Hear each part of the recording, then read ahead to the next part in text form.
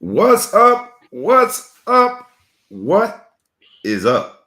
It's another Friday, another opportunity for the Ball Hog Sports Talk to come to you, whether it be in your mobile device, whether it be on your computer while you sit at the office, wherever you might be.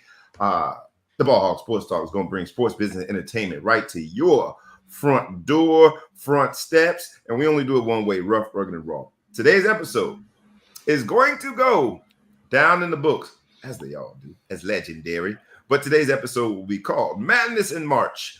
And we all know that there's a thing called March Madness with some basketball. But there's some other madness in March that we will discuss today.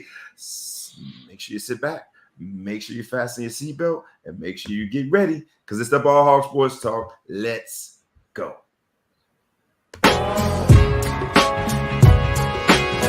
Wake up, wake up, wake up, and stay woke. Because this is the Ball Hog Sports Talk with your boy, B. Brown, ESQ, a.k.a. the Ball Hog, a.k.a. the Mouth of the South. This is the place where sports, business, and entertainment collide. And we're going to give it to you rough, rugged, and raw. So come get you a spoonful, like some grits with butter and salt. You know how we do it in the South, y'all. Make sure you do not get caught in your feelings. Strap on your seatbelt and enjoy the ride. Come on, let's go.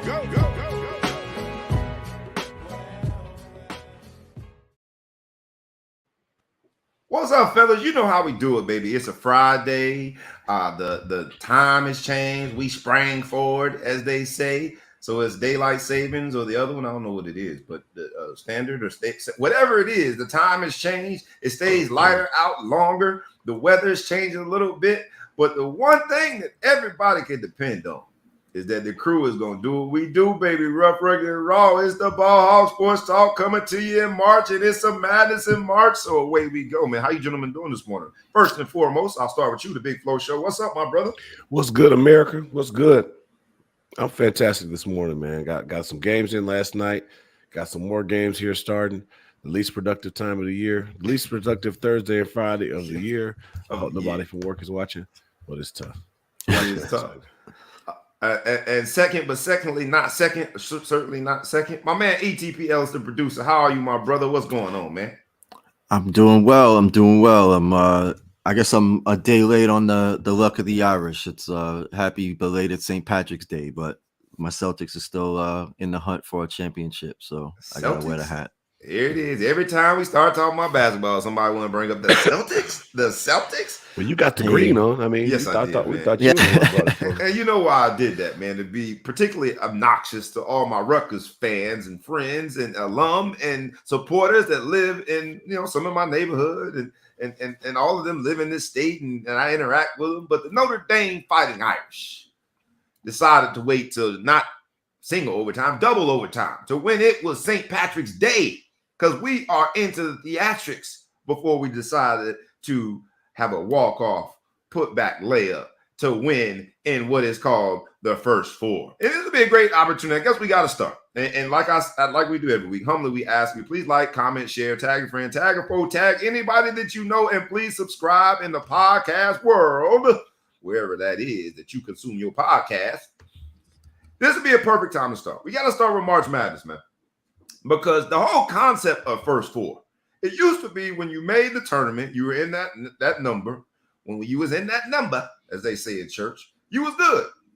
But now they got this new wrinkle called first four. And so while I'm happy that Notre Dame was able to prevail, and what was an epic game, if that's how you're going to start March Madness, you are in for a treat when it comes to March Madness because they went at it. They went back and forth. And ruptures, men, we're playing ruptures. We're playing ruptures. Rutgers went and they did their thing. I didn't know first and foremost that Ron Harper Jr. was a baller like that, but I didn't know he was built like a DN. I don't know what position he's going to play in the next level, but anyway, I digress. They made plays every time Notre Dame answered. Rutgers came back and answered. It was a legendary game.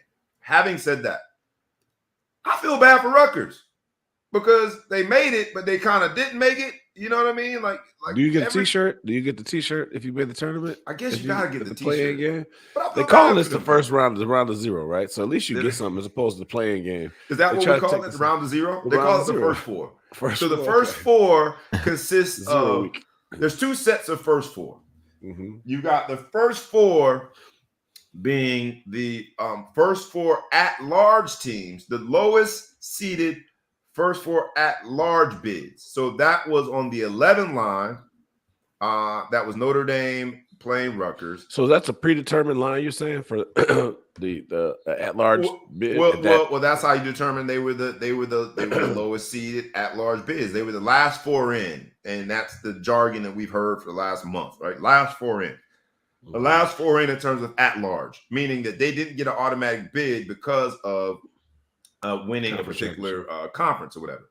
So there are two sets of first fours. You have the first four in terms of the lowest seeded at-large bids. That was Notre Dame versus Rutgers, the game we were just alluding to, and then that was Wyoming and Indiana at the 12 line. And then you got the two sets of first four, which is the fourth lowest seed automatic bids, which are conference champions. And I just think it's an interesting wrinkle, man. And you kind of made the tournament, but you didn't. Do you think we're overthinking it with this whole first four thing? If I don't have to pick you in my brackets, you ain't make the tournament, right? Even going forward, they give you a slash. They give you a slash, and even when you pick this game, it's with the slash. So you got beat by the slash. The universal. So if this goes to the Final Four, when do you? If Notre Dame makes it to the Final Four, when do you drop the slash? Like, does that carry with you through the bracket, or is that Rutgers is like your cousin all the way through? Part of it. Rutgers is like both of ours. We're just like the +1. We're the +1. Yeah, coming through. But UCLA got from the first four round last year, made it to the Final Four. So you think that that's hypothetical, but it's not, because UCLA did it just last year. So you could do it. Date? You don't remember their date though, so you must drop it after the round of 16. I don't know when we dropped it. It stays on the line. It's just overcomplicated, man, to me. But I am happy that Notre Dame prevailed. Hence my green. I know I'm a day late in terms of St. Patrick's Day, but so where did you buy that shirt? At Party Central?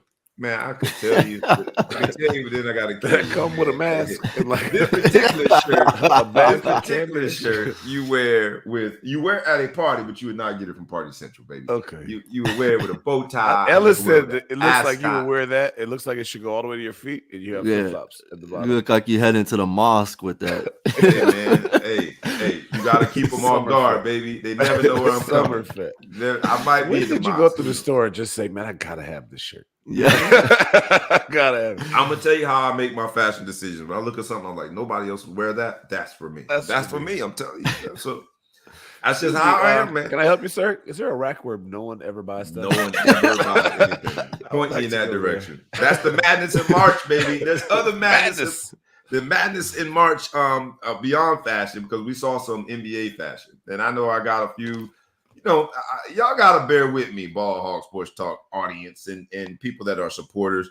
I get heat from the crew. A little meme went around teasing everybody. Is like, hey man, look what Russell Westbrook wearing. Man, he must be getting fashion advice from B. Brown. I get it. I get heat. But the madness. I like to call that attention, but go ahead. That's how you do it. It's just okay. Attention. That makes you feel better.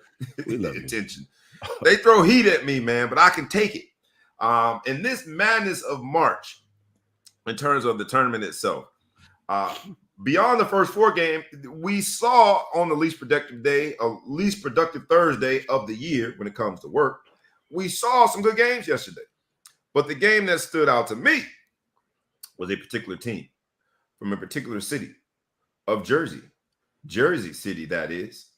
St. Peter's did the unthinkable. They took on one of the, what do they call them? The Blue Dogs? What do they call them? The Blue Bloods. The bluest of bloods. They took on the bluest of all bloods, Kentucky Blue.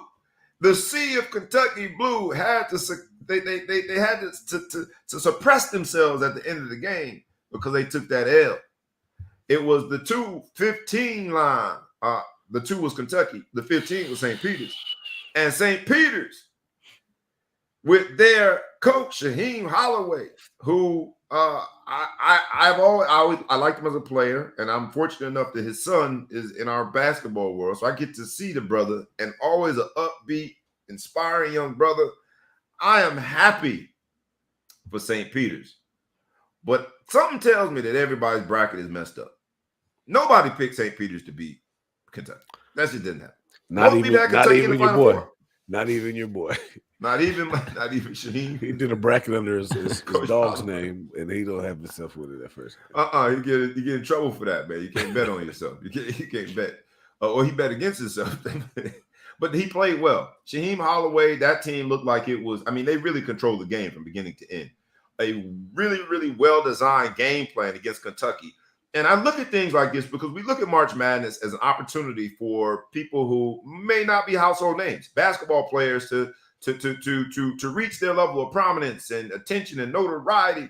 But it's also coaches. Shaheem Holloway, who was a phenomenal basketball player at Seton Hall, has now shown that he's a phenomenal coach. He's been there, I think, 3 years. He's done very good things in that conference, went on to win the conference this year. But then to beat the MAC. The MAC. Mid-Atlantic Athletic Conference. 2 A's. I think. They don't have football. MAAC. No, not MAC. MAC. Yeah. Okay. Yeah. It's not 2 MAC. A's. MAAC. Yeah. It's the MAC. Craig, it's the MAC. But that's mock. Let me borrow your VCR. I need to borrow your VCR. The perfect justification why you should let me borrow your VCR. But he has now won the conference, and he won. It's the MAC. And I think that he is now his shining star is bubbling, man. So I'm glad to see also that the tournament gets to highlight some great coaching as well. What other games yesterday stood out to you? I love the fact that Michigan showed up and showed out for their coach, because I think if Juwan Howard loses in the first round, he might lose his job. He's on to the next round, and I think he protected his job with that win. Any other games stood out to you when the madness of March started yesterday around 12:15, and everyone decided not to pay attention to work and ignore those emails? Any game stood out to you guys? I mean, Iowa getting beat. I know a lot of people had them in going far. I wasn't sold on Iowa. They got beat. UConn got beat. You think somebody, like you say, blue bloods. I don't know if UConn is a blue blood, but they're a tournament darling. You know, a lot of whatever. So, you know, that was another 12-5. March Madness never disappoints when it comes to storylines and excitement. There'll never be anything that matches it. But every year something happens like this, and you're like, okay, what now? Now you got teams like Loyola coming today against Ohio State. Like, I picked them because now you just expect the unexpected, right? Mm-hmm. Because you're from Chicago. I got a little bias. Oh, my bad. Hold on. I just saw that y'all posted for those of you who are listening in audio version. I'll paint the picture for you. I just realized you posted that comment saying that I need to give a healthy discussion on the Browns this morning, with all due respect. That's not with all due respect. You know, people use respectfully to just be disrespectful. You being disrespectful this morning, Crump, but it's all good. It's all good. We're going to talk about the Browns. We're going to get there. But I wanted to make sure I acknowledge that. Is there anything pure? Is there anything pure in all sports? Because I said this to my sons yesterday. This is the purest thing in sports. And you said nothing else will ever match it, Big Flo Show. March Madness. If you're not even that much of a hoop fan, March Madness is fantastic. It is fantastic. Fantastic. And my son looked at me because, you know, they love asking questions at this age, right? Age of 9 and 11. It's like, what you mean by that? It's the purest thing. I said, well, it doesn't matter where you're ranked. You know, there's no subjective. I guess it is. It's subjective to get into the tournament, but once you're there, there's no subjectivity to it. You ain't even relying on a committee to tell you that you're good enough. We're going to tip this ball off. We're going to play basketball, and may the best team prevail. That's why I think it's so pure. Anyone can win any given year. We talked about UCLA coming from the first four last year, making to the Final Four. UConn, although they lost yesterday, I remember UConn needed to win their conference to make it in. I think that was the Kevin Ollie when he was coaching, and then went on. That was the Kemba Walker year to win the championship. No one predicted them to win. Every year there's a storyline that it defies logic, and that's why I think it's the purest thing. ETP, I don't know if you are as nostalgic about March Madness as it seems that Big Flo and I are. But how would you rank it in terms of just the purity of the game versus other sports endeavors? Yeah, I think it's definitely one of the purest in terms of being a fan, because no matter what, you get sucked into it in the United States, right? Like you show up at a bar, it's on people's computers in the office when people go into the office. It's a big part of, it's a big part of the culture. It's a cultural moment. So it's definitely pure. It's just interesting because, historically it was super competitive because there were a lot of great teams, right? The Big East, the ACC, the Duke, North Carolina, like all of the powerhouses of, the 70s, 80s, 90s. Right. It was as exciting as pro ball, where now the thing that makes it exciting in a different way is you have a Kentucky team with NBA prospects that might not have a chemistry that a team like St. Peter's, who's been playing together for 2, 3, 4 years, this is the oldest Kentucky team they've had, though. Yeah. But the hunger, but they're thinking about playing at the next level. They're protecting their investment. There's just a lot of different dynamics here or they just got beat. But I mean, look how many times Calipari's teams got beat, and the amount of potentially future Hall of Famers passed through their rosters, and they didn't win any championships. So it adds to the unpredictability of March Madness, which makes it exciting. To your point, first time ever a John Calipari Kentucky-led team lost in the first round. I think Kentucky itself was only lost in the first round once over the last 20 years. And I don't know shout out to Shaheem Holloway, man. Hats off to you, brother. I don't think you're gonna be in New Jersey too long. Somebody coming to get you, man. They're gonna offer that bag. I think that's what I like about Madness is it's like the ultimate job interview, right? Like you go out there, you take a team and you run, and then do you leave? I wonder if Loyola's coach is still there from when they actually Loyola coaches Valentine, the dudes played for the Bulls. Little brother, the big brother. The big brother looked like his twin brother, but I do believe they look like twins. I believe the coach, when they first made their run, he must have moved on because Valentine's only been there for a year or two. So that's my big one is Shaka Smart. Shaka Smart became a household name. Was he Butler? Shaheem Holloway is immediately in those conversations. I think Marquette got whooped yesterday, but to see Shaka Smart coming from, I think he was at VCU at one point, right? Yeah. So to see him now in this role where he's leading a program like Marquette, something tells me that was foreshadowing in the sense that last night, Shaheem Holloway, we saw a young Shaheem Holloway take a St. Peter's team and do the unthinkable, beat one of the Blue Bloods, Kentucky, the biggest maybe of all the Blue Bloods, on a national stage in a primetime game on the first day of the tournament. He's going to probably be somewhere next year. Yeah. Well, I hope not, because hometown team, Jersey City, I want to keep baby. Running. Did you pick your hometown team in your bracket? Stand on it. If I had a bracket, no. What about Indiana getting pistol whipped? But I watched the first half and I was like, you know what? I gotta really respect the coach and these kids because it's respectable, and it's unfortunate that they're gonna have to lose this game, and they stayed with it. They stayed with it. They pulled it out. I'll tell you what, Gonzaga was in a dogfight too for about until 5 minutes left in the game. They went on a 21-0 run against the 16 seed, but they were in a dogfight for literally until 5 minutes left in that game. So you just never know. And you asked about Indiana, Big Flo. I think that with Indiana, St. Mary's, I never heard of them, but they expended a lot of great teams. Isn't that the girls' college across the street from Notre Dame? That's St. Mary's College. This is I don't know, a different St. Mary's. But they were the 5 seed, so it wasn't like it was a surprise. They great team all year. They treated them like a 12 seed. I think they only had like 3 or 4 losses all year. Great team. But Indiana coming off what they had to do in the first four, beating Wyoming, I'm wondering what Notre Dame's going to look like today. That whole concept of first four also adds another game, right? And fatigue and, to be able to get into that moment and the excitement of it and how that itself is takes a lot of energy. We'll see what Notre Dame's able to do today. I got on my green. We at 4:15. I'm loving March Madness. Who do y'all got winning it all?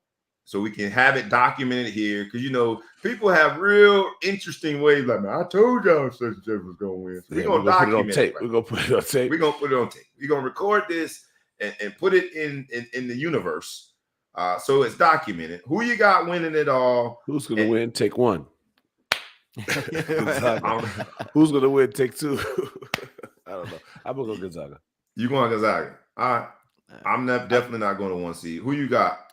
ETP. So I would love to see UCLA redeem themselves from last year and go all the way and get it done. I don't think it's gonna happen. I'll say Baylor's gonna repeat just to be provocative.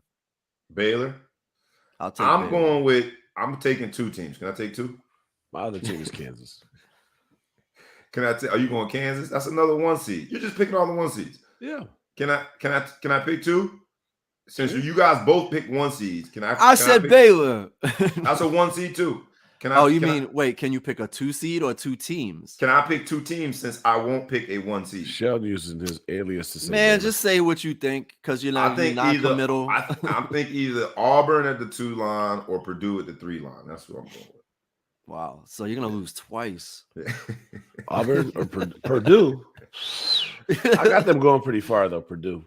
My man Shane Ellison says Arizona. Randy Watson, Cheeky Black says Baylor. Let's ask all the audience. Shane, I owe you a phone call. All right, I got you. For those in the live audience, please do respond to that. Who you got winning it? Let's make sure it's documented, because I'm gonna be looking at these comments after we figure out who actually wins. And remember, you heard it here first. Either the 2 seed in Auburn is going to win it, because I believe you got to have a superstar. You have to have a stellar lottery pick player that can just transcend the game in the moment. Auburn has one of those. Purdue has one of those. So I'm going either Auburn or Purdue, and that's Purdue my is final a homer. answer. That's a homer call, but okay. They got a lottery pick kid that showed last year, right? This whole Jaden Ivey thing started last year at March Madness, because as a freshman, he just took off. I think as a sophomore, he's going to do even better in March Madness. Those are my 2 picks. Should be a lot of good games today. You guys enjoy it. I know that Friday is going to be less productive than Thursday, and I don't know how it can be less productive, but we're going to figure it out, because people are going to be at the bar. We're going to take a 3-hour lunch. It's going to be a whole bunch of beer drinking, and we're going to watch some basketball. I watched it with my son yesterday, who's on spring break, and it was a moment for me. Like, man, my son's old enough. We can sit down. He couldn't drink, but while I drank, we watched March Madness. So you guys enjoy whatever rituals you have for March Madness, and enjoy the day. We got to move on to another basketball story, man, with a lot less, in my humble opinion, with a lot less excitement that I talk about this. But March is not only the month for madness. March is International Women's Month.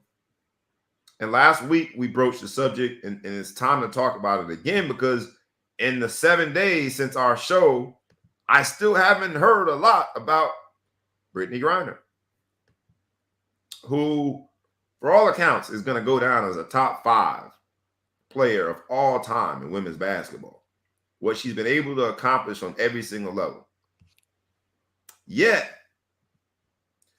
this top 5 of all time women's basketball player being detained in probably the most volatile situation imaginable now, with Russia in the midst of a conflict with Ukraine and Putin seeming to be on a one-man wrecking crew with the entire world.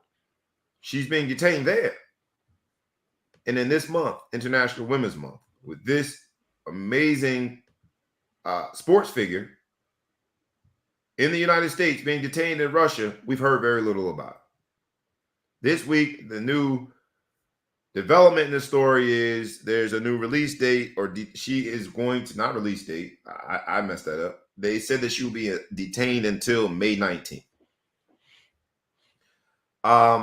I'm also a little upset with the LGBTQ community. She is an openly gay woman, right? And I've seen people up in arms about this. It's getting to the point where I'm just confused about why this isn't the story of all stories. And because we wanted to start on more of a light note, we started with the madness in March being March Madness, but this is madness in March. I don't think that this is deserving enough attention, and we tease that we should come up with, free Brittney shirts. I've seen some shirts that people have made, but it just doesn't seem to be. It deserves a lot more attention than it's getting. I don't know where we go from here, but it seems as though it has gone unnoticed, undiscussed. And there's something there in the there. I don't want to. I'll leave it there, man, because I don't want to be the conspiracy theorist. But Brittney Griner is a 6'8", 6'9", 6'9" woman. It's not like this is. You know what I mean?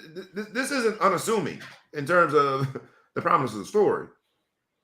Our priorities are on full display right now as a country, and our virtue signaling that we do in our respective worlds, to me, lacks a little foundation when here's a story right front and center with, whether it be the women, LGBT community, Black folk, athletes. So many people have just ignored the fact that this woman is being detained in a very volatile region of the world with very little understanding of what's next.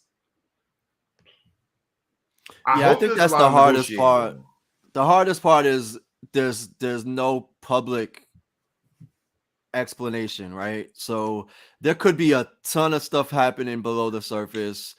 Obviously, we're in the midst of, what is a potentially much greater international war than has already started, in that part of the world.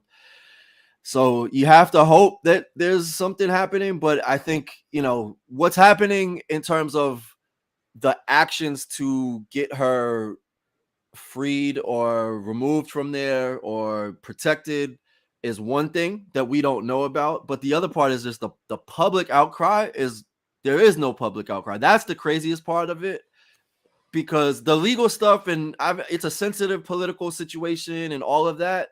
But regardless of that, in the United States, the fact that there is not a ton of public outcry, that's the quote unquote crime of it, because it's touchy, right? Like the idea that we could go into a third world war because of one individual, regardless of their stature and celebrity, is a little bit, there's a little bit of a kind of hesitance you have to take with that. But nobody really seems to care in a court of public opinion in the United States for one of the greatest athletes in the sport that she plays. From a diplomatic standpoint, as you described it on the first part of what you said, I agree. There's a diplomacy part that we don't have those titles and we don't have those responsibilities, so we don't understand it. But we absolutely understand the second half of what you said in terms of the public outcry or lack thereof. There's more public outcry on behalf of the Ukrainian people who have been displaced, and atrocities are happening with, and I understand that, but there's more of a public outcry in this country on behalf of people. There have been, vigils. There have been, different community service projects related to the Ukrainian people. The public outcry for the Ukrainian people is so much louder than it is for Brittney Griner that while I don't want to be a conspiracy theorist, some just don't make sense. She's a tax-paying American who is not only, prominent, but one of the greatest athletes in her sport, an American sport of all times. Right. Active. But she's also a minority of a minority, which potentially could have something to do with it. I mean, like, you're right. Had this been anyone in the top 25 basketball players of all times, then it would be Let's stop everything. Let's go get him. We got it. What's going on? The story Hey, man, about Trump, we're going to ask you, Trump. You got ASAP Rocky back. Let's go see what you can do. Let's be fair. The story about Dennis Rodman going to North Korea and the circus that he created there got more attention than this. Yeah. He went over there a free will and just acted a donkey, was drunk, and him and Kim, I can't say the name, sorry. Kim Jong-il. Whatever the name is, him and his boy was over there kicking it. That got more attention than Brittney Griner being detained in a very volatile region of the world. It's crazy because she's been there probably 2 months, and then they just extended it 2 more months. So she's basically already going to be serving 4 months. I don't know what her living arrangement is currently, but for, some vape cartridge. Right. For weed. Reefers. I just don't get it, man. And the reason I bring it up here on this show and in this moment, not only because it's International Women's Month, and I think on behalf of this particular woman, we owe her the public outcry. We owe her the attention to this story. But I also bring it up here in terms of just the madness of it all, because we are currently, there's a simultaneous public outcry on behalf of Ukrainian people related to the exact same conflict with Russia. There's more of a public outcry for that in this country than there is for one of our own that happens to be one of the greatest ever in the sport that she plays being detained. In fairness, they're killing people in the Ukraine, and they haven't killed her. We don't know that. How do we know what's going to happen? We don't know that. She's being detained in a place where they have shown no regard for human life, a complete disregard for the Ukrainian people. The whole idea of democratic, NATO's response to this is so strange because the act itself is so strange. Just go take land because, it's a Tuesday. We don't know what's going to happen with her, but the uncertainty of it makes it more problematic. Yes, that I think is the biggest issue is that there's no information, right? So and there's just not a public outcry to at least get more information. It's one thing to say, oh well, we don't know if maybe she needs to just be held, but we don't even have information, right? Nobody knows. We don't know where she's at, how she's living, what her situation is. She was hooping over there, right? That's why she was there. Yeah, right. She plays pro. She gets paid 5 times as much to play in Russia as she does to play in the United States. Which is its own problem, but it also shows that, she decided to take her skills to Russia and by doing so, enhance that league, right? So there are benefits that Russia has gotten from the years that she spent over there, from the league itself, right? Maybe not on the governmental level, but from a private business, the league is better because she's there. And it seems as though she is being used as a pawn, in this political game. And normally that is the thing that gets the most outcry in this country. And we're barely even hearing about it. Her team don't have juice. I mean, weed is no joke over there, huh? They said it was large amounts, and I'm not. Let's be clear. I'm not excusing. Maybe the lack of public outcry is because in our country, we're so self-righteous that people look down on her carrying these cartridges, and she's getting exactly what she deserves. But there's the responsibility part of it that I think is independent of this international atrocity that's happening right before us, and someone's rights are being violated because of something as simple as hashish oil.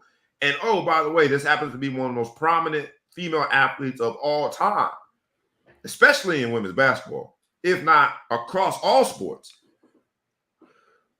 She's done anything and everything you can do in women's basketball. Everything. I don't think I don't think she's won WNBA Player of the Year. That's the only thing she hasn't done yet. And I think she was second in the voting last year. Mm. So and we did this whole played around with it last week and said that let's just substitute Brittney Griner for the person who was second in MVP voting in the NBA last year, who I think we said was Giannis or whoever it was. And what would be the response? And so that's just my challenge with it, man. It's like if let's just call it what it is. I'd rather people say, look, man, it's a black woman, man. She's gay. She plays a sport that we don't care about. So it is what I'd rather the honesty, right? That'll help me sleep more at night to think, yo, how is this happening? Where's the public outcry? Where are all the virtue signalers that are on, the respective social media, their forums talking about things that quite frankly, we don't necessarily need to care about, but we care about them anyway. This is something we should care about. The LGBTQ community, where is the outcry? I mean, the thing that's funny in comparison, and we have a comment about she's the trifecta of marginalized groups, right? Woman, black, gay, and that's as minority of minority of minority and disenfranchised as you can probably come up with in a recipe. Because you'll be having situations where a white woman is missing in another country and isn't a celebrity, isn't known by anybody, and that's national news, following it crazy. There's people. I think that I remember years ago there was a tourist from an American tourist, white male, in Singapore, and did some graffiti and had to get caned as a result. And it was, I mean, and there was nothing. There wasn't a diplomatic or a political ploy. It was, these are the laws. He broke the law. And it was still a major American outcry of, look how they're treating our people this way. And this is a situation where she hasn't even gone to trial. And they're saying 4 months. You're going to do 4 months wherever this is until we even think about what the consequences of your punishment are. And as a society, we're just buying Airbnbs in the Ukraine and never staying in them to help them raise money. It's crazy. I'll let you get final word on it if you want a Big Flow show, because I need to move on. I get upset with stuff like this because I'm like, yo, man, yeah. I can easily see the comparison or how to contrast our response publicly because of this show. And, social media is a part of what we're doing as we're building our following.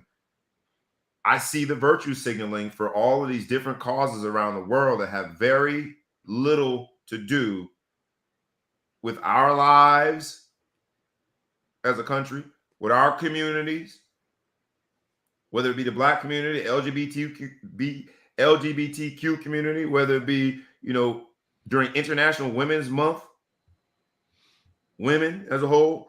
We have all of these other causes that we're involved in and we talk about that have very little to do with our day-to-day lives. And here's this woman who not only I thought was courageous in deciding to, as a prominent figure, as an athlete, go out and be, she outwardly gay lifestyle. I'm living my life. Not only that, but she's done so much. She just won an Olympic gold medal for us, right? Like, how are we not talking about this? Come on, people. What's going on? At the end of the day, some people will be listening to this and they're going to be like, oh, God, and they roll their eyes. But so this is the type of stuff we talk about. I'm going to make a parallel here that might be a large leap, but, in Chicago, we've got an unbelievable murder rate in the black community. And people are like, well, how come nothing's being done about it? Because people don't care. No one cares. If they went to, to the areas that are less brown and they start killing people, they'd have the National Guard in here. They would be stopping the thing tomorrow. But it's the South Side. Black people killing black people. They don't care. Brittney Griner's out there. And no matter what we say, people are going to be like, oh, yeah, we probably should be making more of it. What time are we going to meet for the game today? They don't care. Like, no one is worried about it. But I do see, again, people are dying in Ukraine. I don't want to minimize that. But I see so many people putting the Ukraine watermark, flag mark over themselves, and they're dying for the Ukraine, all kind of posts and stuff like that. And, Brittney Griner, even if they kill her, ain't nobody going to say nothing. And that's a shame. So hopefully, if you're listening and you're annoyed by this conversation, good, because we're talking to you. Good. Very, very fair final word. All right. In the spirit of madness in March, let's move on. I would be remiss if I didn't pause here to just say to all of you, even if you're annoyed, please like, comment, share. Matter of fact, if you're annoyed, I want you to comment even more. Please like, comment, and share. Tag a friend, tag a foe, tag anybody that you know. And please, as always, we ask humbly, please subscribe either to the YouTube channel or wherever you get your podcast. Let's get into the NBA, man, because a good transition going from the WNBA to the NBA in this Madness in March episode of the Ball Hog Sports Talk. There's some madness going on in the NBA.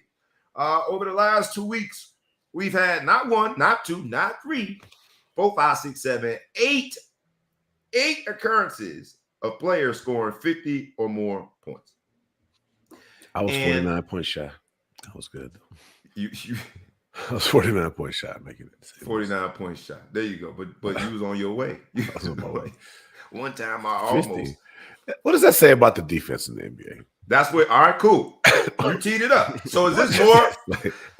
Is this more a referendum on how bad the defense is, or what? That's a lot of points, man. If y'all don't know about it, if y'all don't, you can only get 2 to 3 if points. You're not that good at math, we'll show lots you of points. Explain. 50. It's lots of points, and 2 occurrences of 60. So we had 50 and 60. Is your question, rhetorical or not, is that the answer and the rationale behind why we have so many of these players on this massive point explosion tour? Is it that the defense is so bad? I would like to see in someone's contract, if somebody drops 50 on you, that you lose half a game check. I'd like to see what that does to defense. You know what I'm saying? At some point now, 50. You just dropped 50. Did you play any defense at all, or were you down there cherry picking? All right, after you hit it, just throw it. I'll be open down here. Of all the performances, I like KD's because he did it so efficiently. But watching Kyrie the other night, on the heels of him being fined, he was fined like on a Tuesday or whenever it was. After which we're gonna get to that too, because the New York mayor, still in all his infinite wisdom, allows, by way of what we have, mandates and guidelines, he allows a Kyrie Irving to walk into Barclays and watch a game without a mask on the sideline, chilling with his girlfriend. I mean, he was living it up, feet up, popcorn, relaxing and max, giving players that. He was at the Duke game the day before, in the same building. Right? All H words. Hello. Yeah. In his infinite wisdom, the mayor's rules will not allow that same person to play in the game, which was about. Let me think. It was about Kyrie's about 6'3". It was about 4.5 good strides away from the court. He sat 4.5 strides away from the court. And that was okay from a health perspective, but he was outlawed from playing in the game. Yeah. So Kyrie, all that was fine. The violation for the NBA occurred when Kyrie then went to the locker room. How dare you go to the locker room with the guys you just practiced with this morning? You can't go to the locker room. Like, now we violating the rules. So the Brooklyn Nets were fined $50,000 and 50 piece. And on the heels of that, Kyrie comes and scores 60. I loved it. So if that's all it cost them, he should have just, we talked about this a few months ago. Just pay the $50,000. Just play. Yeah. $50,000. I think that's worth it. Make Kyrie pay the $50,000. Like, split it once. Split it. It's fine. That's not a problem, right? So I mean, look, for me, COVID protocols, there's been a lot of insanity, and we've seen a lot of, I guess, absurdity come to fruition, where everybody's trying to figure it out in terms of the policy. So, like, I'm not getting, like, it shows the absurdity of it, but I'm not gonna sit here and be like, oh, we need to change everything because I want to watch basketball. Like, nah, that's not a justifiable reason. Like, I understand you have a mandate where everybody that works at a company has to be vaccinated in order for them to participate and operate. Right. But anybody that's a patron of that business doesn't necessarily need to be vaccinated. Those laws, I don't know necessarily that I agree with them, but there's logic to it that I can follow to an extent. But in instances like this, it just shows the lack of logic in application, right? Because it's like, oh, well, you don't have to, you could take a day off and go to the Starbucks, but if you show up to Starbucks to work, you can't come in because you're not vaccinated, right? Like that shows the insanity of it all. But I'm not going to sit here and be like, this whole city needs to change everything because I want to see Kyrie drop 60 every night. Like that's not enough for me to, I'm not going to die on that hill. I think the Kyrie situation just highlights what's kind of exactly goofy. Like, okay, I mean, I understand with your employees, if you want to make a stance as an employee and say, all right, look, employer, I don't want people to come. I want everyone to be vaccinated. I can't control everybody, but I can control the people that work here, and you'll be vaccinated if you come here. I don't have a problem with that. I know people think about it's a big violation of rights, but we've been vaccinated for so many things, mandate all our lives for school and different things. Nobody complained until it was this vaccine. So whatever goes there. But at some point, enough is enough. Like Kyrie can go to the game and he can do all these different things. And you're not doing it. It just kind of highlights where someone might need, especially now, like things are changing, right? Like we're getting to a point now. Although I heard there's a new flare up in China. Hopefully. You know, we are let's say we're at least. Don't say it in public. Don't say it 5 times. You're gonna mess it up. You're gonna jinx it. Here's what I will say: we're in a dip right now, right? And we're in a dip. We're on a break. We're on a break, and when we're on a break, they typically lighten up stuff until there's a flare up. So I would say right now, allow Kyrie to play unless there's a flare up, and there's a flare up, you got to go back. But like, not just Kyrie, whoever. You know, but whatever. I just think I think it's crazy because you allow a player to walk into an arena without a mask on, watch the entire game. After the game, he goes onto the court, gives LeBron dap. All of that is cool. And the NBA is part of this whole madness in the sense that the only violation was that he then went to the locker room and interacted with his teammates. And people like Stephen A. get COVID if you're naked, and so they was in the shower. It's the naked part of it. It's the only way you can get COVID. But people like Stephen A. Like, you know, at some point we got to stop justifying the stupidity of things. And Stephen A. defended like, you know, Kyrie trying to show off. What if now the mayor decided to make it even more strict? It's like to have the ability to make rules and to be in that position shouldn't give you the authority and a blank check to just be dumb. You like don't be dripping in authority so much. It's the dude at the dude at the club. We all know that. It's dripping in authority. Y'all remember the doorman at the club? Like, bro, like you realize, man, they gonna pay you $25 tonight for being here in this spot. You ain't gotta treat it like you are protecting the nuclear codes, bro. It's a club. Let me in. But they're dripping in authority. That's what it feels like at this point with the mayors. Like you're doing something just so people can reference you in responding to the situation. And we shouldn't. I don't think we should support that type of behavior.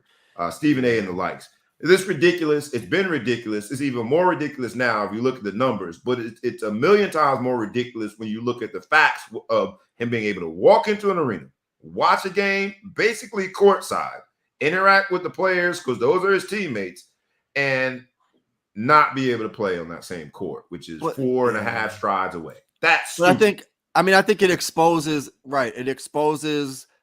the contradictions of the policy, but at the same time, there's other professional corporate settings, business settings where if they were to unravel all of these policies, it might have an adverse effect, right? Like hospitals or, you know, whatever. I don't know the ins and outs of it. So the idea that this one example is going to, and ironically, the public outcry is greater for this shit than it is for Brittney Griner. Crazy. And look, at least here, we have not been a part of that hypocrisy, and we will continue to shout, free Brittney Griner. Yes. But it does also show just like, come on, man. Like, come on. The outcry here, I think, is justified, though, because that doesn't make sense. Now, the question, what's up, E-Chap, says, my man E-Chap a lot. Does Kyrie get paid when he does not play? In the E-Chap looks like he's running for governor right now in that picture. He's getting paid. Yeah, Eric looks like he's running for governor in that picture. He's like, vote for Asheville. Yeah. one of my former Notre Dame teammates played QB from Alabama. What up, E-Chap? Appreciate your support. The question is, does Kyrie get paid when he doesn't play? No, he doesn't get paid. He's foregoing game check. No, he's getting his salary. They were going to sit him all season. I thought he's giving up his game check for every game he doesn't play. He's not suspended. Parnell, look it up. He's getting paid. He's getting paid? He gets paid. Oh, okay. It's the NBA, I was thinking everything's in their favor, boy. That's why I wish I was 6'7". I'll be straight. Hey, man, it ain't too late, man. Keep drinking milk, bro. You can have one of them late growth spurs. Let's move on, but before we do, free Brittney Griner. Let's move on to some of so at least acknowledge the gentlemen because they scored 50 points in an NBA game. Let's give them their props. Cat, Karl Anthony Thomas scored 60 and Kyrie scored 60. You had LeBron scored 50 twice. Yeah. And at the age of 37 and 30,000 points, 10,000 assists, 10,000 rebounds. But over the last 10 games, the Lakers are like 0-8 when LeBron does not score 50. That's not a good. The last game, I think they lost like 37 of them. But the last 10, they are 0. Yeah, they lost. 37 twice. of the last 10 games. He doesn't score 50. Then you have Kyrie hit 50 twice. KD had 50. We talked about Karl Anthony Towns, Cat. Tatum had 50, and my man Bay from Detroit. Hey, baby. That's the most surprising thing on that list. Why you don't say 10,000 turnovers? Why are you hating like that? Yeah. That's a hater. That's a hater. Why did he put 10,000 turnovers? Because LeBron has officially, drum roll please, entered a whole new category. LeBron should be celebrated as the first and only NBA player ever to have 30,000 points, 10,000 rebounds, and 10,000 assists. While I am no longer a fan, I was only a fan for 4 years when he played for the Miami Heat. While I am a part of the LeBron hate crew most days, we got to get that man his props. He created whole new categories, man. Shout out to him, man. That's a celebratory moment. Good for him. And 11th all time on 3-pointers made. Pretty impressive, man. Shout out to LeBron. So is this the point where all the Michael Jordan fans say that statistics don't matter? Is this that part? No, this is the part where the Michael Jordan fans, myself included, talk about the statistic of being 6-0 in the finals and all the finals MVPs. And it's about the intangibles, baby. It's the soft skills. It's not just the stats. You got the soft skills. The hey, I got y'all back, baby. MJ all day. That's a shame though. Being undefeated in championships is a soft skill. Yeah, right. It's a pretty hard skill to do. I mean, hey, listen. But LeBron does deserve his props, man. Let's get a man his props. Let's give him his flowers while he can still smell them. 30,000, 10,000, and 10,000. I imagine the only player that's got to be close to that or getting close to that would be his teammate, who people like Big Flo Show call Westbrook, because he has been the triple-double machine. That's hard to do, man. 30,000, 10,000, and 10,000. He ain't getting no triple doubles this year. Yeah. And look, he's having these mind-blowing, eye-popping numbers, and the Lakers suck. Right now, they are on course to be in a play-in game, and I don't know anyone in LA, even with the last name James, that would bet on them in a play-in game. And but yet LeBron's putting up numbers, man. So we are kind of. Is AD said forget it for the year? He got the ankle. He's done for the year. No, he's coming back. He's coming back. When? I think all you're doing is set me up for you to then call this man Mr. Glass. I'm not playing this game, man. I believe the Lakers can still pull it together. They better do it quick. You say that every week, and they get worse and It's just worse. That's just because I wanted to. If they just cut Westbrook. Did you see him shoot you the said air just ball? cut him. Just we won't care about the money. We go. But LeBron is getting frustrated. We've seen clips of him now, like cussing everybody out, cursing people out, getting upset when fouls aren't called. He walked back on defense and kind of like literally threw his hands up, like I ain't playing with this trash, man. and does he the quick version? Because we gotta move on. Does he? Is he right? At some point, are you just tired of being sick and tired with this bunch of old, decrepit, no defense playing, no heart having teammates? Yes. He should be that mad. He should. He's 95 years old. He's been in the NBA for most of his life. He's still dropping 50 points. And he can't even have Westbrook can't even hit construction on a three. Sorry, man. He going to get rebounds. The other two dudes just standing there not boxing out. Cuss them out. Cuss them all out. Clown them. I'm with you. That's why he would never be an MJ. MJ cursed you out in practice. He punched in the mouth in practice. He ain't do it in the game. He can smack you right in your mouth in the game. MJ would smack you. Now, MJ was the consummate politician when the TV was on. When I finally found out that he punched people in the mouth, I was shocked. When I heard he used to just tell up like some of that footage, The Last Dance, exposed a real ugly side. I didn't know MJ even had that in. Like, who knew this dude was out there pimping dudes? He pimping dudes, but he did it in private. He'll lay hands on you. He'll heal you because everybody acted right. That's how you get him to hit the shot you need to win to stay 6-0. Smack him. Westbrook 9% from 3-point land. I could shoot that since All-Star break. I don't care if it's since this morning. So he's only hit like one more 3-pointer than I have in the past month. Hey, y'all gonna get off my man Westbrook. Westbrook. You gonna get off my man. Did you see Magic calling Westbrook in the interview? Magic Johnson referred to him as Westbrook. If somebody calls you that in your face, I think you should be able to get at least one jab. You can just call me that in my face. To answer your question, Eric Chappelle, does Kyrie get paid when he does not play?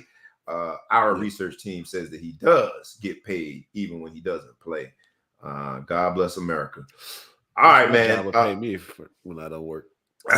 I wish, right? The other NBA story that I made sure that we at least had to talk about, and we did talk about it, was Kyrie and that whole debacle. But one other thing I just wanted to allude to real quick before we get into NFL free agency is this. Marcus Smart is going for a loose ball, and Steph Curry's foot gets rolled up under his body. He's out indefinitely. I don't know what he got the MRI. I don't know what it came back and said, but Steve Kerr and others, Draymond Green, took issue with Marcus Smart's decision to dive for the ball. They said it wasn't a cheap shot, but maybe unnecessary. In our lightning round, I asked each and every one of you, we all saw the play. Do they have a point? Now we got a certifiable international global basketball superstar who will be sitting and watching basketball instead of playing basketball. Marcus Smart has been known as a hard-nosed player, but do they have a point? No. The loose ball. You know what? You disqualified. You a Celtics fan, bro. No, you know what? There was the other play when he like kicked Draymond Green in the shoulder going for the rebound or whatever that was. Yeah, that was dirty. But going for a loose ball and somebody twist an ankle. But he was dirty then, but wasn't dirty now. I don't know, man. You're dirty. I don't know. He showered in between. He dove for the ball, man. That's a hustle play, man. I have a hard time saying, like, was he supposed to look and say, "Oh, Steph is there, so I can't dive for the ball"? It's Steph's his ankle. I mean, he's playing hard. He's a loose ball diver. I don't know. Normally, man, because I'm on our kids in the AAU program, get dirty, get down and dive off. Normally, I would agree with y'all, but when there's that much money on the line and it's a random loose ball and y'all whooping Golden State. What do you mean a random? What did you mean a random loose ball? A random loose ball meaning you play whistle to whistle, buzzer to buzzer, right? Like they don't pay you to go dive for some of the balls. They pay you to dive for all of the balls. Wait till the fourth quarter till you could dive for that ball. We all know that regular season basketball and playoff basketball is different. Here's what I mean by a random loose ball. The Celtics are what, third now in the East? Golden State is second in the West. They were blowing them out. At that point, I think they had like a 15-point lead. Who was winning? They blew them out. They whooped Golden State. And the play, the situation, it just so you think the dude is thinking, man, we third place. It doesn't They're matter. second place. We up by 15. Don't dive. I'm just saying this. For that. That ball did not matter as much as it's going to now cost. Well, let's you get paid millions of dollars to play a game. You played the game. I know, but there's play hard. Play hard. I love it. I love unwritten rule. He's thinking fuck Steph. Steph turned around and looked at the winked at my girlfriend when he shot the last three. I'm not interested. I'm diving in. So there's an unwritten rule. So were you the type of person that like got into fights at practice because people were practicing too hard? Is that you? Not me, because I was 53 and a half. I was always 1 second away from leaving the building. I was 53 and a half. But you better believe that players 1, 2, and 3 on any doggone football, basketball, or any professional league team, to be honest with you, there is a sort of unwritten rule. You know, there's a gentleman behavior that you conduct yourself a certain way when there's that much money on the line, man. I'm feeling Steve Kerr a little bit. Like, bro, was it dirty? No, but it sure was unnecessary. You had to dive for that ball like that, bro. And look, honestly, it was gratuitous in the sense that it was just his foot. He wasn't that far away from that knee. And that's why I'm like, I don't know about that one, Marcus Smart. I don't know about that one. But I digress. Let's go into some NFL free agency, man. Soft, son. I know they changing me, man. They soft. So let's get into this whole NFL free agency, and let's do it quickly because it's highlighted by quarterbacks. But we'll start with Von Miller going to Buffalo, getting a 6-year deal when he was, I think, about, maybe like 1 week away from retirement. It's kind of like that Hulk Hogan thing. Like his arm was dropping. They got that third one, and Buffalo gave me this money for 6 years, man. He has revived himself, brother. He revived himself. Von Miller, 6-year deal? What Buffalo doing over there, man? They just throwing away money. Hey, look, out 6 years, they could have got me for less. For longer. And y'all are the same age too, so similar age. We went to high school together. We were on the same school bus.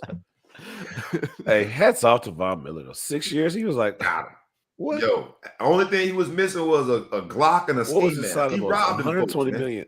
6 year, 120 million. I think like 50 of it is guaranteed. But does it everybody in that deal has to be like, you're not gonna play even half of this? How so? But let's look at the guarantee part. He's still gonna get like 2 years, 50 million, something crazy out of it, bro. Yeah. 45 million guaranteed. Come on, man. At 137 years old, Joe Louis was 137 years old when he got signed to Buffalo. I don't know if he's got kids, but he's basically gonna transfer the second half of that deal to his kids. Yeah, is that how it is? His son has to fulfill the contract. That was the most extreme. Devontae Adams decided to say goodbye to Green Bay and all of the drama that Aaron Rodgers brings. He gave them the deuces, man. He did not take the deal with Green Bay. He's going to play for the Raiders. He came out with some PR statement saying, I've always dreamed about playing for the Raiders. I thought that was a very good way to say F you, Aaron Rodgers, and all the drama that you bring. Vegas. I don't know any receiver, though, that's gone to the Raiders and come out unharmed. That's normally where receivers go to die, to be fair. Yeah. Their careers die with the Raiders. Maybe this will be different because Devontae Adams, I think, is the best receiver in the NFL. So we shall see. Now, let's get into the quarterback world. We'll start with Tom Brady retiring his retirement and coming back. Raise your hand if you're surprised that he's coming back. Nobody in this room is surprised. He's coming back. He made it official. He did so the day before the league year started. And I imagine that was strategic. He did so by way of Twitter. We got to talk about it just because we got to talk about it. I love to just ignore the Tom Brady news, but we got to talk about it. So what say you guys? Is this the right decision for him? Was he just too pressured by the fact that he might be a stay-at-home dad? Because, Giselle's still making that money. What do you think he saw all these moves. The NFC just got gutted. Everybody's going over to the AFC. The strongest team in the NFC right now is the Packers yesterday. They lost their the best receiver in the league. They don't have any money. They paid it all to Aaron Rodgers. Why not come back and say, well, you know what? This looks like an easier walk than it was last year. I'm still ready to play. Let's get back. Let's run it back. What do you make of the exchange between him and LeBron? Basically, Tom Brady saying, we are both the greatest at what we do. We are now competing against each other. Congrats on your 50 piece is plural. And then shortly thereafter coming back like, hold up, man, this dude's scoring 50. Let me go show him what I could do. Do you think there's some merit to that? And is he right? Like, are they competing against each other in terms of overall legacy when it comes to sport? The greatest of all time. Is there some there? And I think that's cool that they have each other's number and they have that exchange. But I just wonder. You think that's true? What? Like, it just sounds too storybook. Like, yo, Tom Brady, we the greatest. Right? True. I'm back, son. Like, that's like how the movie gets made. Right. That's the end. That's so how the first one ends, and then the sequel. I fell for it. You got a point there. I fell for it. Like they just basically sold the movie on our backs. I fell for it. I got you there. I had to get that quote out there because when it comes to the show, guys say it really happened. You're right. They had that real big font too on the phone when they show you the text message. That font that nobody uses. Right. That movie font. I never thought he should retire. I thought he had a good season. I thought he easily could have won the Super Bowl this year. Season. Yeah, I mean, I thought they easily could have won the Super Bowl. It wasn't like he was taking some hits and barely getting off the ground. I was so surprised when he retired. I'm like, why? So like, he was second. He was second in the MVP running, and that just brings you back to free Brittney Griner, bitch. Because if Tom Brady was being held in Russia, sorry, man, I can't get off this. It's real ticking me off this whole Brittney. Tom Brady wouldn't be held in Russia. We would have already sent the bomb. We've all been over there. There would have been some random dude. Sent my son over there, told him pull him out of school. That's so we need. Let's go. Random dude, the Michigan be a draft. It'd be a military draft to get like saving Private Tom Brady. Straight up, man. They had to pull people out the water. There've been people trying to swim across there. We gonna go get Tom. We gonna get him. We ain't gonna let them keep Tom. But yeah, Brittney is still there. I digress. Back to the topic. With little ass beds. They got her on a cot. I'm going to get Tom with signs and everything. Let's go get Brittney. What y'all doing today?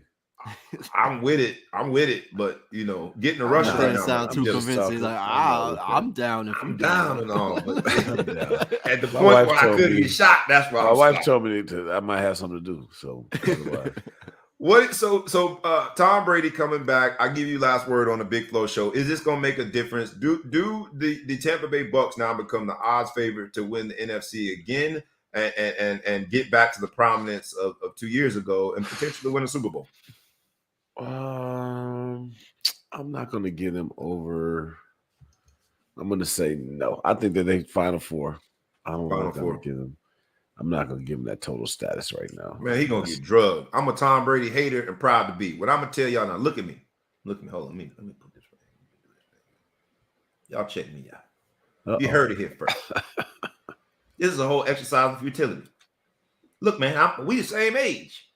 When I wake up, my knee start hurting just to tell my ankle it's time for it to start hurting.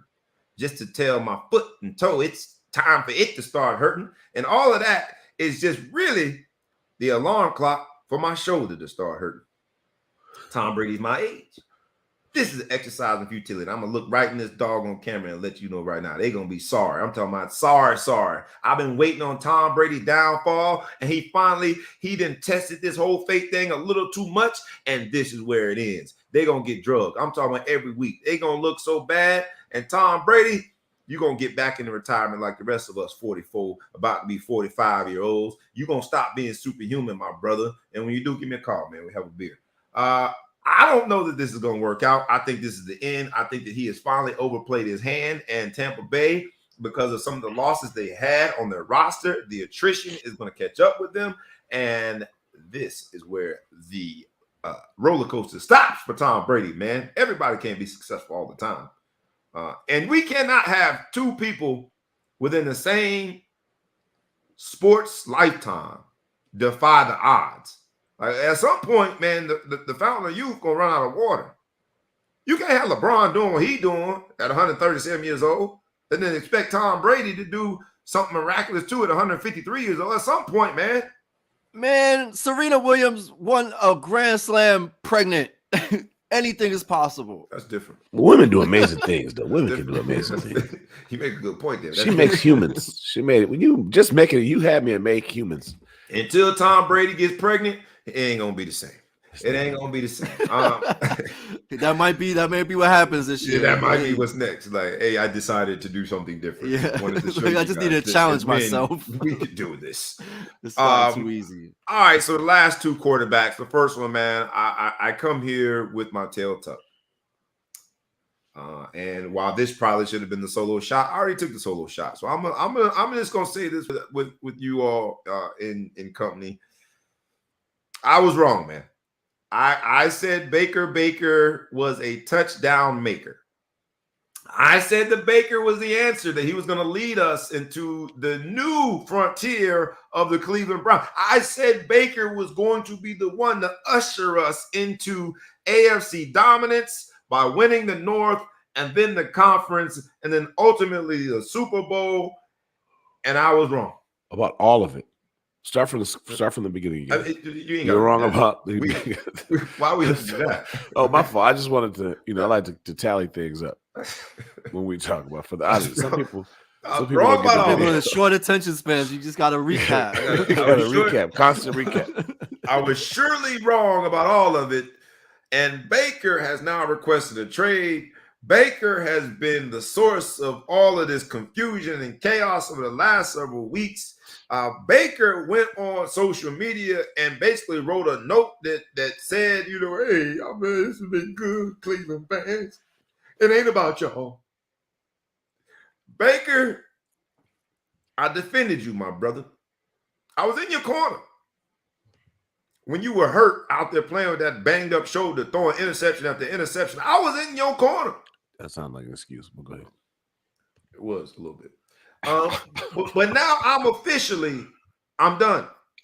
I have retired my Baker touchdown maker moniker, and I shall be reserving it for the next quarterback that plays for the Cleveland Browns. I'll come up with a better, new, improved, more accurate nickname. Because Baker, a touchdown maker, you are not. And now, and it just shows you how the chickens come home to roost, because Baker, in all his infinite wisdom, took issue with Duke Johnson saying that he wanted a trade. Y'all remember that a few years ago? It was like 3 years ago, 2019. Duke Johnson went out there. He was the running back, the utility third down back. Used to play for the University of Miami. He said that he wanted a trade. Here come Baker in the public forum saying, either you on the train or you off the train. Well, Baker, get off the train, bro. We're going to move on. Sit your ass down. We're going to move on to a better quarterback that we can rely on. And the Browns, dog pound, shall be back. Back to what? Back suggests that you were there at one point. So what does back mean? You can't mess with our confidence. When we look in the mirror, what we see is dog pound. What we see is winning. Mirrors. What we see is our reality, and we're gonna be back to that, Baker. I need that mirror so I can think my diet's working better than it is. back to being relocated. You used to have to pay a ticket to get them funny mirrors, so you know the house of mirror. Baker, we done with you, man. I'm sick of your drama. We out, bro. Over and out. We done. I don't know if any of you wanted to chime in on this break. I disagree. You had me at you were wrong. We can move on to the next topic. Yeah, right. Everything after you admitting you're wrong. It's fine. It's nice. It's nice theatrics. Yeah, it's all a distraction. You try to blame it on the shoulder, and you're just wrong about everything. Yeah, leave Baker clowns. But I said when they took him in the first pick, I took issue with it, and they had to grow into Baker. Oh, so now we had a growth. Now we had a growth. He grew on me. He ain't going nowhere. They're not letting him leave. Now he can't leave. Like a man, he is as gone as he could be. This is just, at this point, it's formality, man. Baker, come on, man. You could come to New Jersey and help my son and do some quarterback drills. Matter of fact, nah, you don't help my son. The story that is of all stories when it comes to free agency and quarterbacks is Deshaun Watson.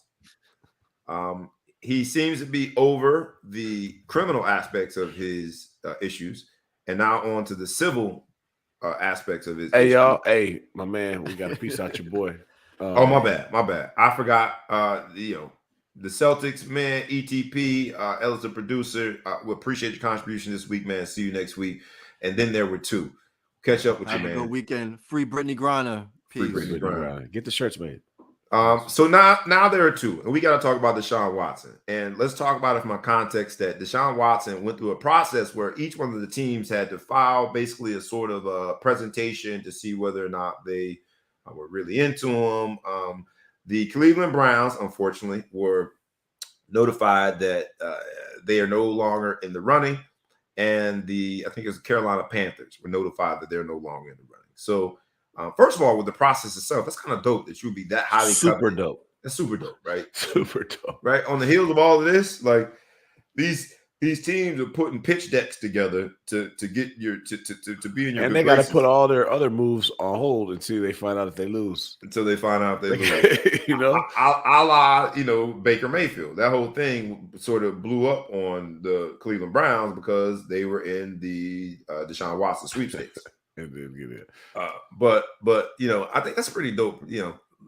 Imagine that. Like, let's take it out of football context and put in like a dating contest when we were single men. Women had to put a pitch deck, and formally file it and see when they were still. Man, that would have been the thing, man. So I envy you, my brother, Deshaun Watson. You went from being in the most unenviable position to a very enviable position in terms of your football prowess and where you will play next year. But then the second part of it, where do you think he's gonna go? Where does Deshaun Watson play?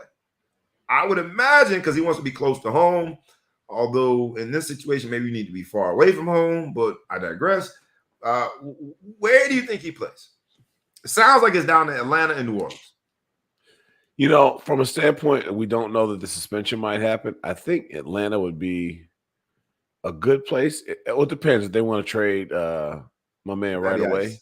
Yep. Matty Ice right away, or I guess you want to give Deshaun the reins. It's not like he needs to develop. I don't know. Atlanta seems like a good place for him just because, like it seems like he'd be embraced there. They don't really do any in-home massage treatments in Atlanta. You could just you let that one ride. Okay. So anyway, I think that I was trying not to. See, we said we were going to avoid that. That's messed up, bro. We tried to avoid allegations. There's still allegations. There's a million of them, but I'm tripping. Who they pick up as a coach in New Orleans? New Orleans. Who did they pick up in New Orleans? New Orleans coach Sean Payton left, and who did they get? I know they did not get Brian Flores. They got one of the black coaches. They got older black coach. Who did they get? Did they head coach? Yeah, I think so. Now I'm sorry. We should look up. I don't know. I still want Dennis Allen. Oh, so they did not get a black coach. Sorry, I made that up. All right, so they got Dennis Allen. Yep, that they were waiting on. Yeah, they got Dennis Allen. All right, so they did not get a black coach at all. Part of me just says Atlanta. Atlanta's looking for some new stuff.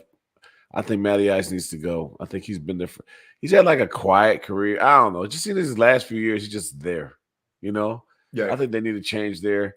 I think New Orleans' transition itself as a team is going to be so much with Peyton being gone for the first time, and they're still post. I don't know. It just doesn't seem like the right spot. I hope that the Browns get Jameis Winston. I don't know how we got back to the Browns, but yet we did. We'll see where Deshaun Watson ends up playing. I love the process. I'm rooting for this brother to be able to overcome all the adversities in front of him. And indeed, there will be a civil trial. So the conduct policy, right? There's this thing looming that the NFL can still suspend him. That's so weird, though. Like, why would you wait all this time? Okay, so because it wouldn't have any impact otherwise. If you suspended him and he wasn't playing anyway, like what impact would it have? But that wasn't like official. It wasn't. They just decided not to play him. So like we talked about this before in the green room, and I think it's like you're I don't know how much it plays into the trade value that there's this looming suspension, but it's like you're punishing the Texans twice. The Texans already self-imposed a year of paying him and not playing him, right? They just took him off the field for a year, cost the coach his job, but I digress. And then now you're saying, okay, well, we might suspend him now. It's like, damn, why y'all didn't suspend him when we were paying him? You know what I mean? Like, we decided, no, you didn't, well, maybe we don't know how it was behind closed doors, but like nobody told him that we know about that he couldn't play. So they took him off the field and had to pay the man, and you don't suspend him. Now you want to come suspend him now? So you think there's some rhyme or reason behind what the NFL does? God bless you. They just sometimes arbitrarily do the dumbest things, and I think that's a very dumb decision to wait, but yet and still the fact that there will be a civil court process that might end in a judgment one way or another. But more importantly, I'm assuming he'll settle. Hopefully he's already got his checkbook out. He's going to write a check to all 983. It's like a class action lawsuit. Think about it. So he's going to settle. But in that process, I'm assuming through discovery or just in the normal processes of a civil trial process, there are going to be things divulged that could, I think, impact what the NFL sees as a violation to their conduct policy. And Deshaun Watson, although there has been quite the process, coveting him and his services, could indeed get 4 games, 6 games. I don't know how many games he gets. So it's interesting, man. But I hope that Deshaun Watson does well. I mean, with no criminal charges, I think it changes the entire game. Like, police said, look, we don't feel like he broke any laws, or y'all can't. And it went before a grand jury, so it has been vetted by a prosecutorial process to decide whether or not there were criminal that it would rise to the level of a criminal prosecution, and it did not. And so you think that should be a litmus test to let it go and let him play? To me, he's just a freak, right? I mean, if you look at the end of the day, just gonna slip that in, like really, like come on, man. I mean, like if they don't think that there's any, you can indict a ham sandwich, is what they say, right? You can indict a ham sandwich. Depending on how they're not going to indict you because they have all these women saying something, so there's no evidence, or it's. I mean, look, we're all grown up here, right? I don't know if all of us growing up. Depends on what you're about to say. Don't get it. It's a family show. Go ahead and say what you're gonna say with the idea that this is a family show. What you about to say? Go ahead. I can't do it. No, I can't. I can't. I just think if there's no criminality there, he's got like a weird thing, right? That fetish. They call it a fetish. He got a fetish. Fetish. And it doesn't sound like he forced anybody to do anything. It sounds like he propositioned people. I have a hard time personally with a proposition ruining somebody. If somebody now, I don't know all the details, so before y'all start picketing outside my house, I'll tell you my address in New Jersey in a minute. But when y'all start picketing, if you proposition these people, I don't know if you touch them weird, that's crazy, whatever, anything like that. But like if you ask somebody to do something for you and they decide they don't do it, should you lose your career for that? Is it misogynistic? Yes. Is it narcissistic? Yes. Is it criminal according to the prosecutorial process? No. But when it comes to the conduct, right? Conduct clause, when it comes to the collective bargaining agreement and how teams and the league have treated conduct unfit and unbecoming of a professional football player, it seems as though with all of the domestic violence violators in the league, with all of that, it seems as though this is JV compared to some of the varsity violators. But yet still, Roger Goodell, there is no rhyme or reason behind some of these decisions. So we shall see. We shall see. My final thing I'll say on his acts. Again, I don't condone the acts, but when alleged acts. Thank you. Alleged acts. Anyone in the massage world out there probably will tell you that somebody has asked them on a monthly basis at least for something that doesn't happen. Because everybody thinks that stuff goes on in the champagne room that don't go on in the champagne room, right? So at the end of the day, if he's any different than that, again, if you're touching people you're not supposed to touch, if you're making them touch you, that's totally different, right? To me, that's criminal and he should get in a lot of trouble. But if you ask him for things that people say no to, I don't know that you should lose game checks for that. You just now put it this way. Now it's massage at your own risk, right? He's been outed, he's been embarrassed, he's done whatever. Ain't nobody coming to his house to massage him no more, unless they're down for that. And victimless crime. At this point, if you go massage him, you absolutely know what you're getting into. And I think that to your point, we'll get the music on this shit. Let's go. To your point, I don't have a daughter, but if I had a daughter, if I had a sister, a wife was in the massage business and she was propositioned with that, I would be upset. But do I think that man should go to jail? No. So I'll make it personal. Do you think that if there was a public shaming of that act, and let's say he was married, he might lose his relationship? He's not married, huh? I never thought about married. that. No. He's not married.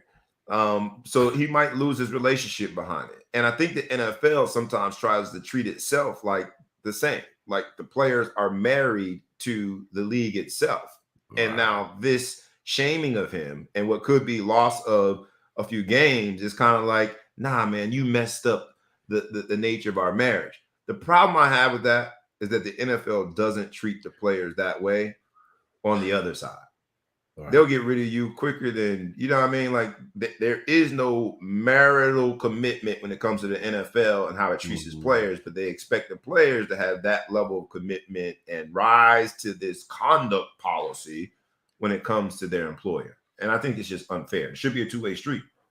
I will point out, though, the crazy part is, if in fact it does turn out that he did some real freaky, crazy stuff that does right to the edge of criminality, maybe they didn't do it because they couldn't prove it, but we know he did it. We just can't prove it because no one's got pictures or whatever. But he really, whatever, he'd probably get like 4 games. But you fuck around, do a 3-game parlay, and you lose your whole season.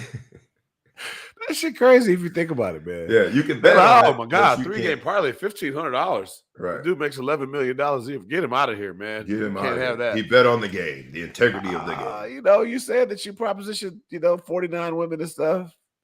4 games. Right. Right.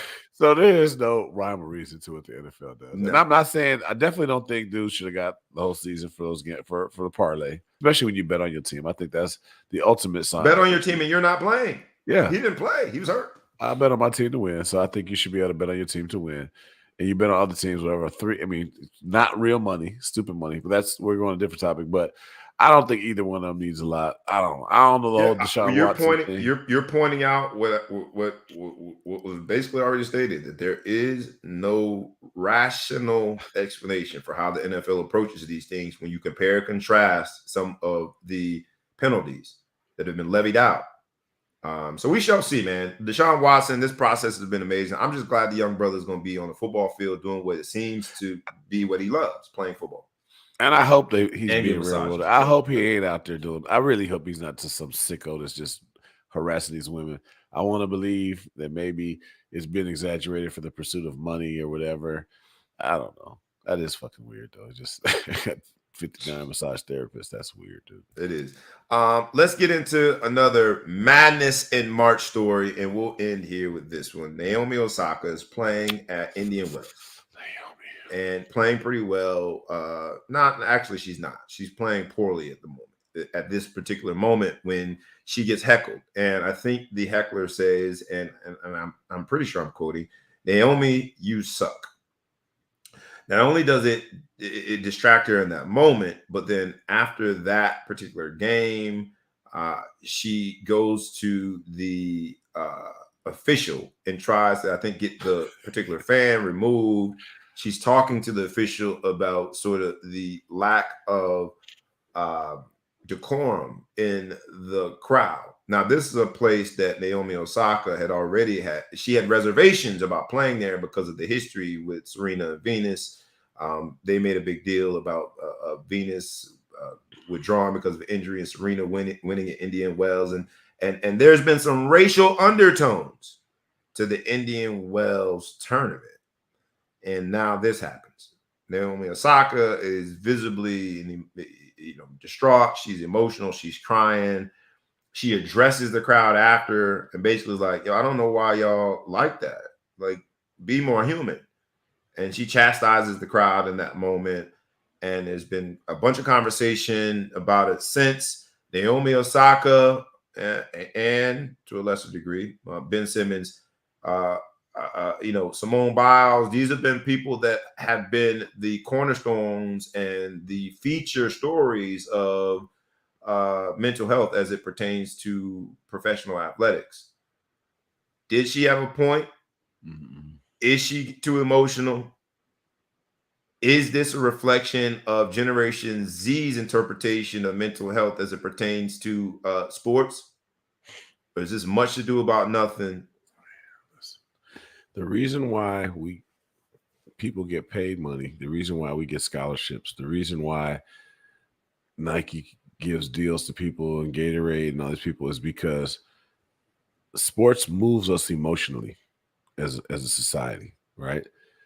That's the only reason why we like to be moved emotionally, right? Otherwise, you just get up, work every day, and do whatever. But you like to be moved. You want to watch a movie that makes you cry, a movie that makes you scared, a movie that makes you excited. You know, you want to watch your sports team win. You watch all this adrenaline that we're going to get during this NCAA tournament because of these last-second buzzer beater shots, and whether your pools are busted or you make your thing, whatever. Right. We want to be moved emotionally as a society, world society. That's why every country has sports. Everyone does whatever. That long spiel I make is just to say, like, there's a reason why she gets paid so much money, because somebody who's in there in the crowd who paid however much to go on the ticket is moved emotionally by something she does, and they might say you suck, or they might say we love you, or they might say whatever. They come to do that. I don't think saying you suck is out of bounds. If they call her a racial slur, it's out of bounds. You know, I think, you know, saying I hope your kid dies, I think that's out of bounds and do whatever. But if you can't handle someone saying you suck, then you shouldn't have to sit there and be happy when somebody says we love you. You know what I mean? Like, come on, man. You get paid a lot of money to play to hit a ball over a net and to stop someone from hitting the ball over the net without you being able to return it. This is silly if you think about it. The fact that we get paid so much money or we pay so much money in society to athletes in general terms is silly, right? So this is an optional event to cry and whine about someone saying words as my son got someone told him he sucked in first grade and he had restraint. You know what I mean? Right. You address the crowd and chastise everybody and alienate everybody out there because one person says you suck. You don't suck, obviously. Do you believe them? That's what you would say to your kid. If someone said, the Christian told me I was stupid, so I punched him. You'd say, are you stupid? You say, no. So then why'd you punch him? That's how you talk to your child, right? Does Naomi Osaka suck at tennis? No. So why would you listen? So I mean, I'm going kindergarten. To play devil's advocate, some might say that while you were right, that she gets paid exorbitant amounts of money in order to enter and win tournaments and for the gift that she's developed to play tennis. But some might say, to play devil's advocate, you're not buying her soul. You're not buying her commitment to be subjected to that type of treatment. You're just buying a ticket to watch her play. I'm playing devil's advocate. You live near New York, right? I do. If you got off this call right now and you drove for an hour, how many people would tell you sucked with the number one finger before you got to your destination? Absolutely. I mean, let's they didn't call her an ape or some crazy ass that they said you suck. But I think you can't handle that. While they didn't use those exact words, they weren't racial slurs hurled at her. I think the history, and this is how it was described by some of her people, the history of the tournament, Indian Wells. Where is that? And say again? Where is that? I have no idea. But the history behind it and the interaction with the Serena and Venus, the Williams story, and them essentially not going there for years because they thought that there was a lot of racist treatment to how Venus was perceived and how the stories were covered when she withdrew because of injury. There's this whole racial undertone to the event itself. I think that was sort of, light of fuel on the fire that made this moment a little more emotional for Naomi. And let's just say this, because I agree with you, but I got thick skin, right? You had to, right? The things that football coaches said to me, I played wide receiver under Urban Meyer. You can imagine some of the things that man said to me. Should have been illegal, right? So you had to have thick skin. I'm That's still you and looking I. for Coach Turner back for some of that stuff he said to me. You know what I'm saying? Like the stuff that was said to us should have been illegal, right? And we had to have thick skin. But that's us. It's a different sport. We're a different gender. I think when it comes to people's emotional stability and how they want and demand to be treated, it is on a person by person basis. And so the same with Ben Simmons. Ben Simmons, that impacted him differently to be called trash and being thrown under the bus by his coach and the other star player. That affected him differently than it affects fill in the blank with some other superstar that laughs it off, like Russell Westbrook, who, well, not even him. He's getting upset now too with the last name. But it impacts him differently. And is that the new definition of mental health in sport?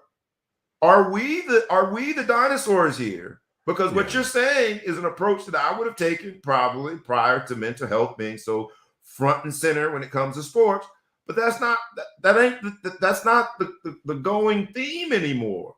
We are saying that you got to treat people with sort of kitty gloves, but you got to treat them with a little more intentionality when it comes to this is a byproduct of the pussification of America with everyone getting a trophy and the 29th place and creating new. When I grew up in Illinois, we had different levels of football. 6A football, they made it to 8A so they could create more champions and do different.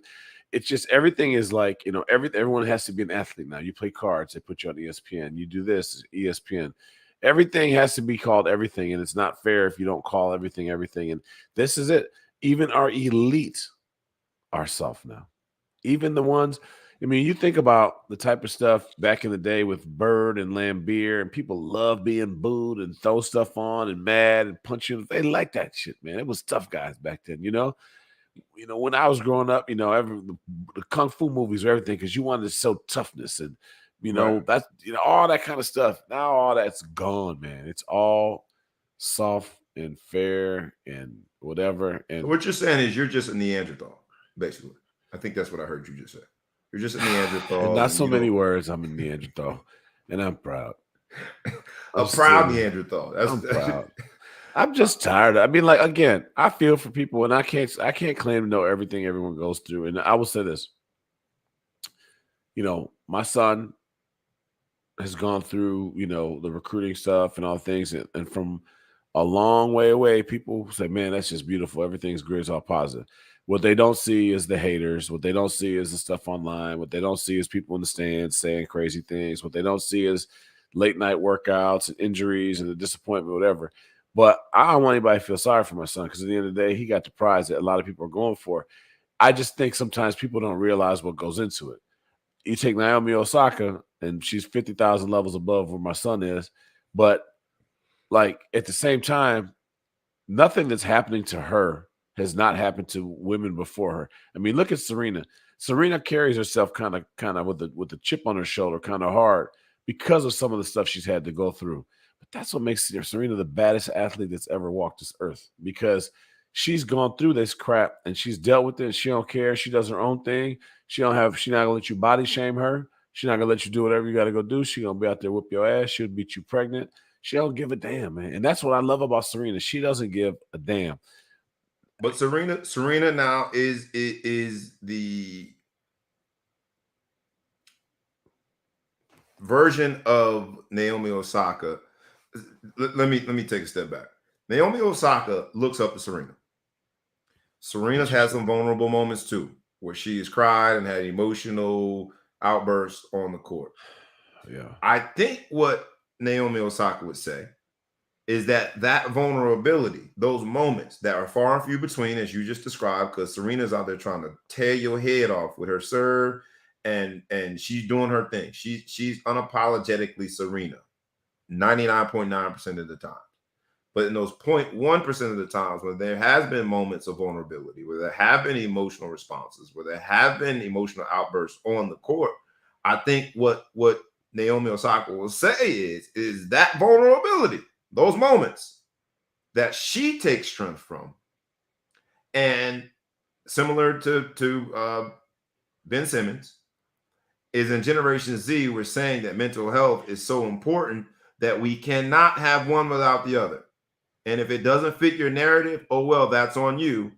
my mental health is important, and it's just as part of my makeup and my ability to thrive and survive as any physical condition that you might describe. And you and I, from the Neanderthal world of back in the day, might not understand it, but I'm trying to give it at least the credibility that I think it deserves. Because if not, then we're writing it off without at least trying to learn more about it. And I'll go even as far as to say, from our Neanderthal standpoint, that, you know, to be fair, there are moments where we probably should be more vulnerable. There are moments where we probably should consider how this impacts our mental health a little more, as opposed to just closing that chapter and not talking about it. And, you know, that similarly, like there was a once upon a time where it was taboo to go and find a specialist and a therapist to go speak to. That's not the case anymore. And so I'm giving it at least that much space. If I'm being honest, I live in the Neanderthal world with you as well. And my son, God bless him, he's being raised by Neanderthal, and I would respond the same way that you. Your father was a Neanderthal. Your father was just a Neanderthal. His friends were Neanderthal. Son, you will be a Neanderthal. You will be a Neanderthal. That's what it is. So look, I want to go on record and say this. I have the utmost sympathy for mental health. I suffer from anxiety. I've had that issue for a long time. Didn't know what it was back in the day and go through it. I don't want to minimize that. But I do say that not everything is a title. You know, we talked about Simone Biles got the twisties, and everything's got a title to it. And once you can put a title on something, it seems like, okay, well, he's just got this or whatever. I think there's a difference between mental health issues. I mean, like, what's the guy, the shooter from Cleveland, played center at UCLA, and then he became a shooter? Kevin Love. Kevin Love. He suffers from anxiety and different things like that. And he, you know, for the most part, he suffered in silence, right? Like he dealt with it and he handled it and different things of that nature. And he came forward and he got ahead of it. I can appreciate that on multiple levels, right? Because again, me suffering from the same situation, I tell people about my business in that way because I've talked to people about it and people are like, man, for real, me too, man. I've been taking so-and-so to help me out and do whatever. And I think that it's been therapeutic for me and other people to talk through it. And I've heard about people's kids have talked through it. And I tell them, hey, look, me too. Tell them, Coach, you know, a lot of people call me Coach Reggie. Tell them Coach Reggie has the same problem because I want to help people do that. But I think you should be able to flourish through certain things. I don't think everything is some things can be an excuse. Now, I can't tell you because I've been able to live a normal life through it that you can, and maybe yours isn't worse. I'm not going to say that or whatever, and I have sympathy for that. But I just have a hard time like saying that Naomi Osaka, if it's such a hard time for you to stop playing tennis, if it's that debilitating, do like Ben Simmons and say, I'm just not doing it no more. If it's that bad. But like for you to expect the crowd not to say things like you suck or boo you or do whatever and to get on there and like, you also seem like you have a lot of mental health issues if you have the strength to get on the microphone and talk to them. You know what I mean? It doesn't seem like that's the same person. That seems like a real strong person to me. So now it sounds like you addressed him right there in person, right? You addressed him and you checked him right there, like, "Hey, sorry, man, I can't." That's a strong woman to me. So now you kind of seem like you're being a baby, like you're mad because you're losing, and I love you for that, right? Because you know, last kid example, my daughter, we were in a tournament, we lost the championship game in Wisconsin, and she didn't speak to me and my wife the whole way back. I'm so happy that she was that mad for the whole. You are Neanderthal, by the way. You just confirmed. I'm so happy. You saw because you know what? That was I get tired. I get tired of seeing these kids. That's why I stopped watching pros when I was a little kid because I want to cry because my team lost and they kikiing on the sideline, walking. What is you so happy exchanging for? jerseys? Now they exchange jerseys. Like really? Like it didn't bother you at all. You just exchanged jerseys with. I want to fight. Yeah, right? I got you. So to me, I'm so happy that my daughter didn't speak to us the whole way back. She didn't want to eat nothing. We stopped for gas. She still didn't want food. She was mad the whole way. Proudest moment for her because I was like, I even sent her a text. I said, I'm glad you care like that. I'm glad it bothers you. Here's what we're going to do about it. She was like, boom. And I hit her with that prayer that somebody just posted, the Holtz prayer. Today is beginning of a new day. God gave me this day. I found that. I gave it to her. It was a great moment with us, right? To show it that she cared. So I'm happy Naomi Osaka cries and gets mad in the game because she cares. It's an outburst. I know she's into it. But to expect everybody else to treat you exactly the way you want to be treated, Stop it. Shut up. And another thing, when you were a kid, they tell you when the bullies say something, if you ignore them, they'll stop. And I believe that. You think people are less likely to talk to her now that they get to her, that she makes this big, huge thing about it? Or if she just shuts up and doesn't say anything about it, maybe it'll get boring. I don't know, Naomi. I love you. You're Haitian. You know what I'm saying? I want to part put you Haitian, to be fair. I know. She's part Haitian. I know. She Osaka. She So this response is not the Haitian part, is what you're saying. No, this is the softness. This is that Osaka in you. This ain't the Haitians. We don't do that, man. This is the Osaka in you. No offense to the Osakas of the world. Yeah. But man, Haitians, man, we tougher than this, man. We overthrow our governments, dude. I ain't mad at you, man. I used to say this, man. Anybody who likes losing is a loser. So I agree with you in the sense that you should be upset with it. But I guess, for us here at the Ball Hawk Sports Talk, we like to be consistent. And we've dealt with mental health as it pertains to sport for a while. This story on this particular episode, Madness in March, is just about the evil genius, the madness of some people, right? We can do a whole segment on Kanye West. There's a certain madness to that level. A whole show on a series. There's a certain madness to that level of commitment and that level of execution to a particular goal in order to attain it. Naomi Osaka has achieved that. We're going to talk about it probably soon when it comes to Ben Simmons, who might not even play the rest of the season.